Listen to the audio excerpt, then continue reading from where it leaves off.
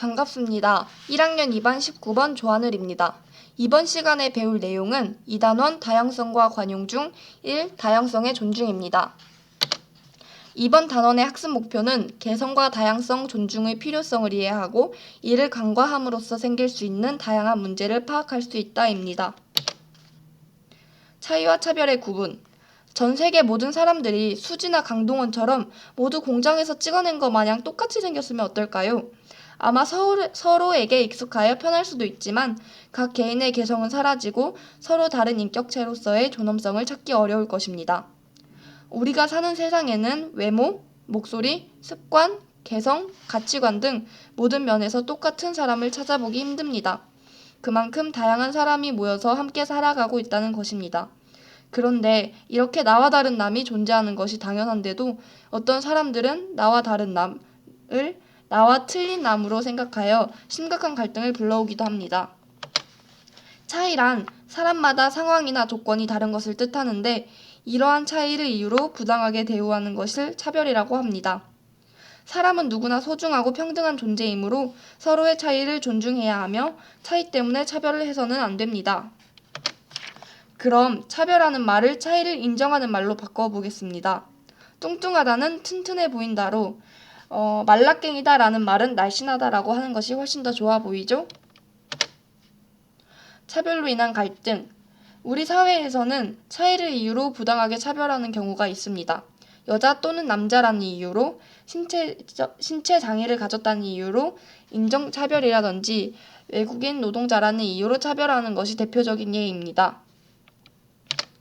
차별은 차별받는 사람이나 집단의 문제를 넘어서 사회 전체의 갈등과 분쟁을 일으켜 사회 발전을 저해야 합니다.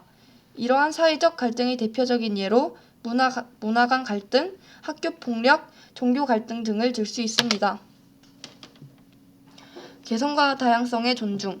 이 세상은 사람들이 제각기 개성을 가지고 자신의 역할을 하면서 함께 어우러져 살아가는 다양성의 사회입니다. 차이가 차별로 이어지는 것은 이러한 개성과 다양성을 인정하지 않는 편견이나 고정관념 때문이며 그런 것이 사회적으로 당연하다고 받아들여지면서 사회 문제가 발생합니다. 따라서 사회적 편견이나 고정관념부터 없어져야 합니다. 그러기 위해서는 서로 다르다는 것을 인정하고 다른 사람의 존재를 그대로 받아들이며 그 사람의 권리를 존중하는 태도를 가져야 합니다. 사회 구성원 각자가 편견이나 고정관념 등을 버리는 등 의식적 차원의 노력도 중요하지만 이와 함께 사회나 국가 차원에서도 제도적인 개선책을 마련해야 합니다. 국가는 사회적 약자가 차별받는 실태를 정확히 파악하고 법이나 정책 등을 정비하여 차별을 줄이거나 금지하려는 노력을 지속적으로 해야 합니다. 차이는 차별의 근거가 아니라 우리의 삶을 더욱 다양하고 풍부하게 하는 요인입니다. 다양한 생각을 가진 여러 사람들이 서로 조화를 이룰 때 사회는 더욱 아름다워지고 발전할 수 있습니다. 탐구활동, 각국의 차별 해소 대책과 노력. 먼저 우리나라는 연령 차별 금지 정책을 하고 있는데요. 그것은 합리적 이유 없이 고용 과정에서 연령 차별을 하지 못하도록 하기 위하여 공무원 시험 등에서 연령 제한을 폐지한 정책입니다. 프랑스는 시민연대 계약이 있는데요.